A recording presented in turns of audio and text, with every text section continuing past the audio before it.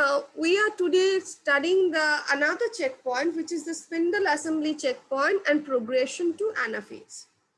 Before entering into the spindle assembly checkpoint, we need to know certain facts about this particular protein. Just a second, I have not got this particular protein, which is the anaphase promoting complex. Now, as you can see, the anaphase promoting complex has been written as ubiquitin ligase. I'll come to the fact that why it is called ubiquitin ligase, and it controls the passage of the cell from G1 to S, metaphase to anaphase, and finally anaphase to telophase, and the cell ultimately comes out of mitosis. The anaphase promoting complex, in a way, as you can see, is a ubiquitin protein ligase. That means when it is allowing the transition of a cell from G1 to S or metaphase to anaphase or anaphase to telophase, APC is more or less concentrated in metaphase to anaphase and anaphase to telophase.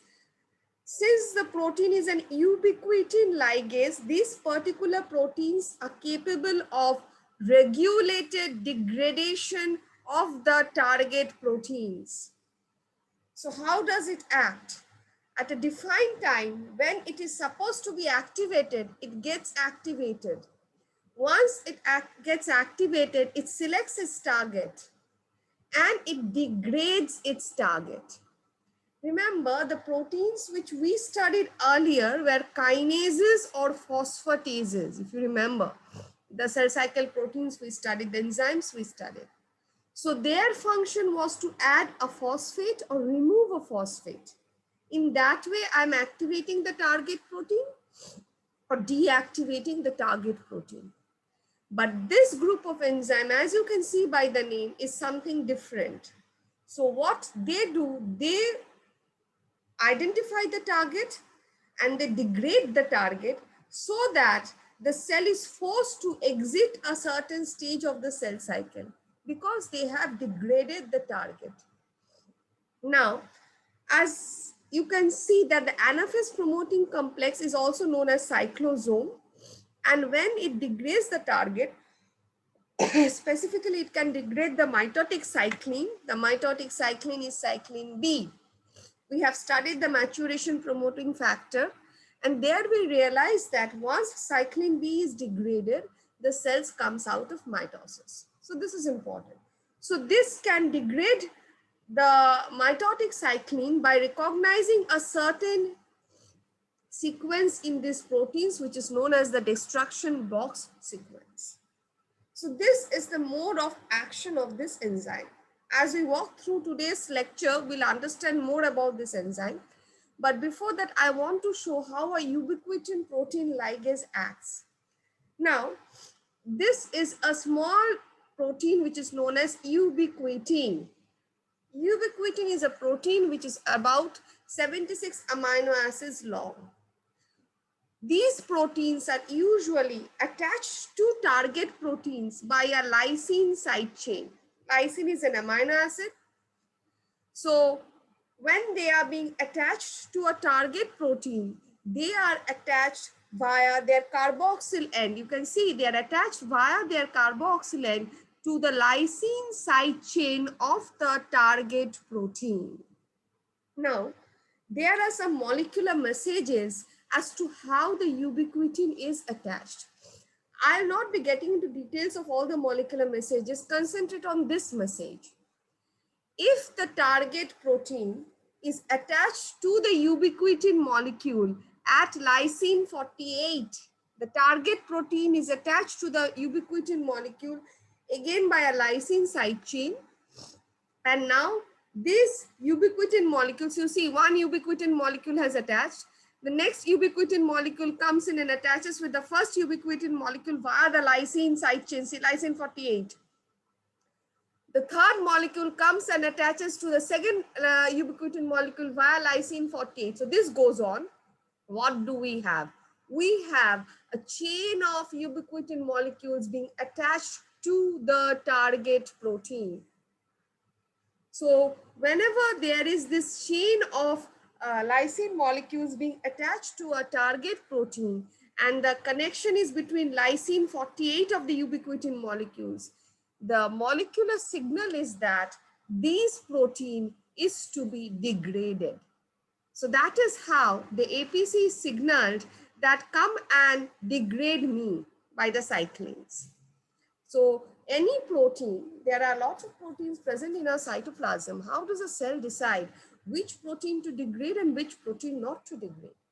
So whenever the life of a protein is supposed to end, the proteins are then given this kind of molecular tags. Just like we have price tags for commodities, the proteins are given molecular tag. And seeing the molecular tag, the corresponding enzyme identifies this protein as the target protein which is to be degraded. So this is about the ubiquitin and how the APC functions at ubiquitin ligase. Now let's come to this picture and understand this picture first. As you can see, the kinetochore has not yet been attached to the centromeric spindle on this side. Okay, this region is now called as the mitotic checkpoint complex. As you can see, this is the mitotic checkpoint complex. This mitotic checkpoint complex consists of 4 proteins, as you can identify in the picture: BUB-R1, BUB3, MAD2, CDC20. As long as the mitotic checkpoint proteins are attached to the kinetochore, that means, what does it signify? It signifies that the microtubules have not attached to the kinetochore. The system understands that attachment has not yet happened. So as long as the attachment has not yet happened, the APC, the cyclosome, is not activated. It remains inhibited. So the formation of the mitotic checkpoint protein results in the inhibition of the APC. Now, once the microtubules have attached, next what will happen? The microtubules will attach to this kinetochore. So once the microtubules have attached to the kinetochore, the MCC complexes, that is the mitotic checkpoint complexes comprising of these 4 proteins, are no longer formed. CDC20 becomes free, and this protein is then able to activate APC. So the moment the APC is activated, as you can understand, it is a ubiquitin ligase. It has 2 steps. It recognizes, because these things are all programmed, so it has a definite target. It recognizes its targets, it ubiquitinates its target, and it degrades its target. So when the moment APC is activated by CDC2, you can see there are 2 targets for the anaphase promoting complex. One target is the cyclin B itself, and the other target is, you can see, another complex, a complex of 2 proteins, which is securin and separase. So it targets securin. You are aware of the importance of cyclin B, so I don't need to discuss cyclin B here today. So what happens? Once the spindle formation has taken place, you can now relate it to the stage of mitosis. That means the metaphase spindle alignment has happened. The next thing that will happen is the anaphase pull. During this pull, the chromatids, sister chromatids, should also be allowed to separate and move to the 2 opposite poles. So the proteins which are attaching the sister chromatids, see these green color proteins, should be cleaved off. This is a simultaneous phenomena. On one hand, there is the microtubule pull, that is a pull from the 2 ends of the poles. So there is this microtubule pull on the chromatids. Simultaneously, the proteins joining the 2 sister chromatids, the green one which I showed. So these green proteins also needs to be cleaved. Now, these proteins are cohesine. How do we cleave them? So that is the second set of protein pathway that is initiated by APC. As you can see, APC adds a ubiquitin molecule to securin in this partner complex, securin separase complex. Securin is degraded and you can see separase is active. As the name suggests, it will go and cleave these cohesines. So it breaks the cohesines. The moment it breaks the cohesines, the attachment between the two sister chromatids is lost, and simultaneously there is a pull generated from the two poles of the microtubules, as a result of which the sister chromatids then start moving towards the opposite pole. So this is how the APC actually plays a vital role in activating or catalyzing the metaphase to anaphase transition.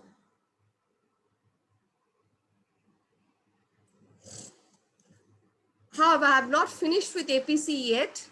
As I said, with this metaphase anaphase, just prior to metaphase anaphase transition, APC also degrades cyclin B, but that is not all. This is another picture showing you that this is CDC20. I showed you the mitotic checkpoint complexes. Inactive APC, the moment the kinetochore attachment is completed, CDC20 binds with active anaphase promoting complex. The moment active anaphase promoting complex is formed, what happens? It goes and adds a ubiquitin molecule to securin. Securin is degraded, separase is free. Separase then breaks the cohesine bonds between the two sister chromatids, and as a result, the two sister chromatids moves in the two opposite directions.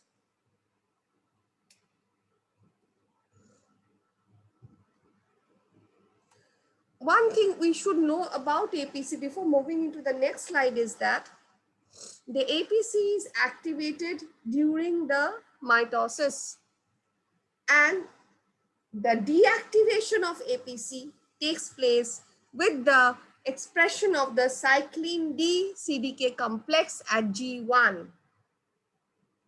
Further, see, deactivation, I never said degradation. APC is an active complex that remains activated during mitosis, not at the early stage of mitosis, but during the metaphase stage of mitosis. And once it is activated, it remains activated for quite some time, unless and until there is a high expression of the G1 cyclins. Once the G1 cyclins starts expressing, then the APC is deactivated and the APC is kept inhibited throughout by the cyclin E CDK2. The APC is also kept inhibited by the cyclin A CDK2 complex. That means the APC is kept inhibited during the S and early and G2 phase. Since APC is kept inhibited during that phase, thus we can see that if you relate the MPF cycle, we saw that cyclin B was synthesized during the S and the G2. That is possible because during S and G2, APC is kept inactivated. Activation of APC is brought about only when the kinetochore attachment has been completed and the CDC20 protein of the MCC mitotic checkpoint complex activates APC20. APC or the cyclosome. So the window in which APC remains active is from metaphase of mitosis to that stage, unless and until we see a high expression of G1 cyclins. So this is the time when this particular enzyme remains active. Now, this is also another picture. I'm showing you I'm giving you an idea from different books. So this is pro-metaphase. You see gradually attachment of kinetochore and arrangement of the chromosome on the mitotic spindle. Pro-metaphase. CDC20 is gradually activating APC, enters metaphase. We have studied by now. APC degrades securine. As a result of degrading securine, separase is free. Separase then cleaves the cohesin and the chromatids and the anaphase is possible. So we understood that one role of APC is to mediate metaphase anaphase transition. Now coming to the second part. The second part was that I said, when I showed you this slide, I said that the APC also initiates cyclin B degradation. Remember, I said initiates. I didn't say that it completes the cyclin D degradation. So when the APC binds with CDC20 pair, it has two functions. Its action finally results in the movement of the sister chromatids to the two poles, and its action results in initiation of the cyclin B degradation. Now, the moment this initiation of cyclin B degradation has taken place, some of the cyclin B partners has degraded, not all. And if you remember, cyclin B, in this particular picture, it has also been shown that cyclin B remains complexed with CDK1 as the active MPF. Now, when some of the cyclin B is degraded, then those partners CDK1 becomes inactive. The moment the partner CDK1 becomes inactive, another important enzyme is activated, which is CDH1. Before moving to CDH1, there's one dual control over anaphase promoting complex. I said that the G1 cyclins inhibit anaphase promoting complex. I said that the S-phase cyclins inhibit anaphase promoting complex. And also during mitosis, as long as we have this high expression of both cyclin B and CDK1, in a way, APC is also partially inhibited. But the moment cyclin B is degraded, degradation starts, and the moment the expression of CDK1 falls to some extent, this third protein, CDH1, is activated. Just remember, this activation is just by addition or removing of phosphate. So now let's look into this picture. So as I was talking of CDH1.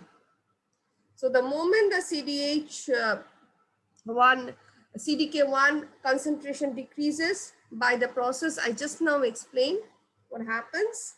CDH1 is phosphorylated. The CDH1 remains phosphorylated in presence of CDK1. If there is high CDK1, then normally CDH1 remains phosphorylated. The moment the concentration of CDK1 drops, the CDH1 is dephosphorylated. Once the CDH1 is dephosphorylated, it is capable of binding to APC.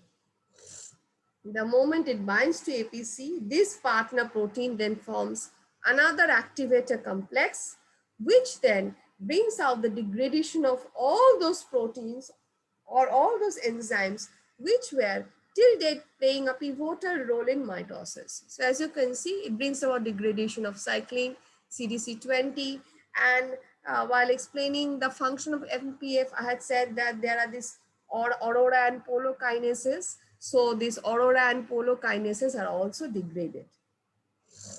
And once the degradation of these proteins are taking place, a lot of cellular changes are also taking place, and the transition of the cell is also taking place simultaneously. Reassembly of the nuclear envelope, because you remember now the anaphase has already happened. So the cell will be moving to telophase, and finally cytokinesis. So reassembly of the nuclear envelope occurs, chromatin decondensation occurs, return of the microtubule to an interphase state results directly from the loss of the activity of the mitotic kinase and the dephosphorylation of the proteins that had been phosphorylated during mitosis. So the processes are reversed once APC-CDH1 complex starts degrading all the important proteins that were involved in bringing about mitosis. Thus, as a nutshell, what did we understand? We understood that unless and until the kinetochore is unattached, the mitotic checkpoint complex remains attached to the kinetochore and the APC cyclosome complex is inactivated. Once the kinetochore attachment is accomplished, the CDC20 protein of the MCC complex activates anaphase promoting complex, which had been kept inactivated till that time. Anaphase promoting complex plays dually. On one hand, it degrades securin, which remains complex to separase. The moment securin is degraded, separase is free to cleave the cohesins, which kept the sister chromatids adhered to each other. On the other hand, the APC-CDC20 also initiates cyclin B degradation. Initiation of cyclin B degradation results in lowering of the CDK1 level in this active CDK1 level in the cell. The moment we are having a lowering of the active CDK1, we see the dephosphorylation of a second set of enzyme, the CDH1. Now what happens? CDC20 opens up from anaphase promoting complex and CDH1 binds to anaphase promoting complex, and it then accomplishes the degradation of all the mitotic cyclins, all the proteins involved that brought about the transition from G2 to M. And moment when all this degradation is being accomplished, the cell exists from M to G1. So this was about the anaphase promoting complex. And this is another picture showing you how the cohesin complexes are actually present. This is a higher level picture. I just wanted to show you you can see the sister chromatids and how the cohesin complex are present. So this is the cohesin. Separase comes and cleaves a segment of the cohesin. The portion of cohesin which the separase cleaves is actually cleasine. No, we'll not get that much into detail. I just wanted to show you the picture. So it cleaves the cohesin so that the two sister chromatids are free and they can move to two ends. So with this, we come to the end of our cell cycle class regarding the molecular players that bring about the transition of the stages of cell cycle. We started with the DNA loading restricted to early G1, DNA replication restricted to S phase. Then we did the G1S transition where we studied the importance of growth factors. The growth factors resulted in production of cyclin D, which resulted in phosphorylation of retinoblastoma, as a result of which the cell could pass through the restriction point and synthesize all the required proteins to start DNA replication. Then we studied the transition from G2 to M, where we understood how the maturation promoting factor is controlled, activated. And finally, after that, we did two important checkpoints. One was the DNA damage tick checkpoint that we did yesterday. That was P53, playing a pivotal role in maintaining the genome's integrity. And today we did the anaphase promoting complex. Just before ending my class on cell cycle, I just wanted to show you this particular picture. The thing is that there are a lot of signaling molecules which are referred to as mitogens. So any signaling molecule that binds to a cell surface receptor and brings about cell division is known as mitogen.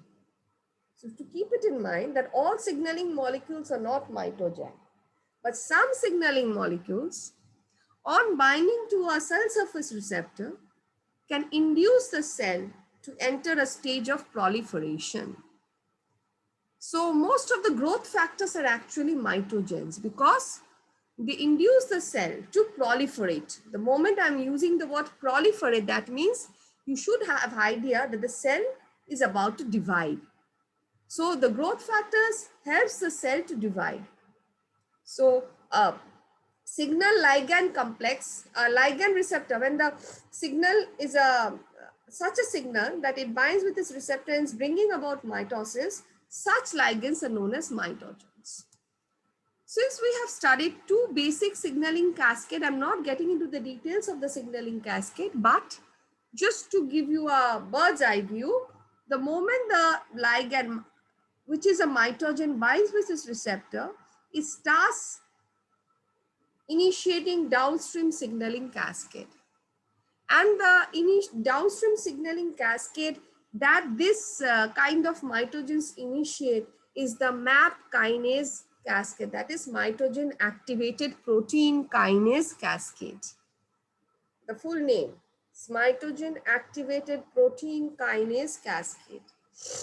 By the name you can understand this, that these enzymes are also protein kinase, that is they will activate their target by adding phosphates to their substrate.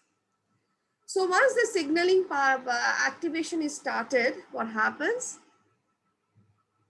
Finally, the final signal transducers or the nuclear factors move into the nucleus and bring about the activation of some early genes. Every cell can respond to a stimuli. The response can be immediate or the response can be late.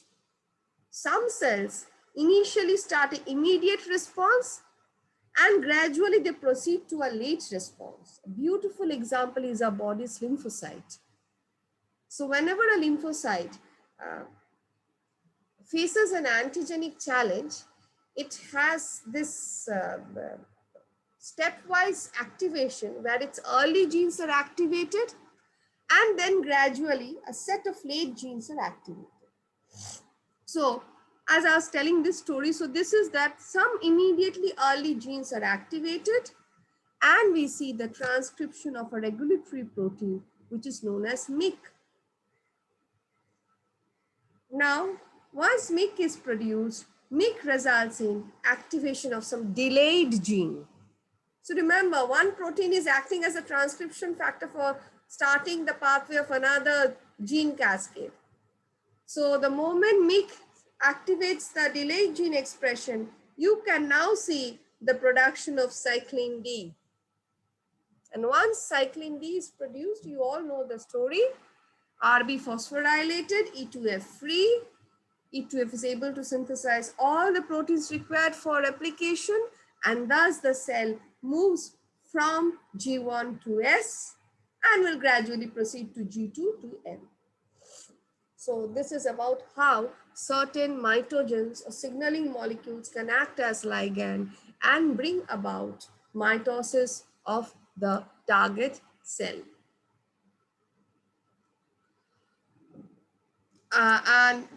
And this is a generalized summary of the number of protein kinases and the protein phosphatases that play an important role in cell cycle regulation. Throughout we have studied the CDKs. We studied V1 when we are talking about the MPF. We studied CDC25 again when we did that MPF cycle.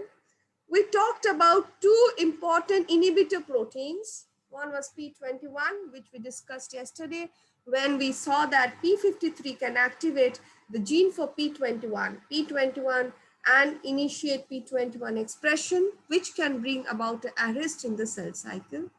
And we had also studied P27, which is an inhibitor of the cyclin E CDK2 complex.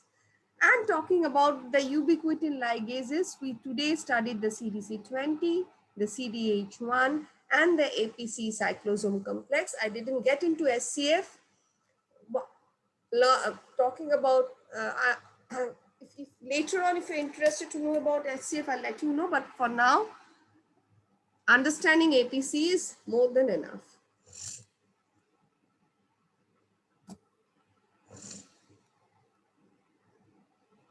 So with this, we come to the end of our cell cycle class.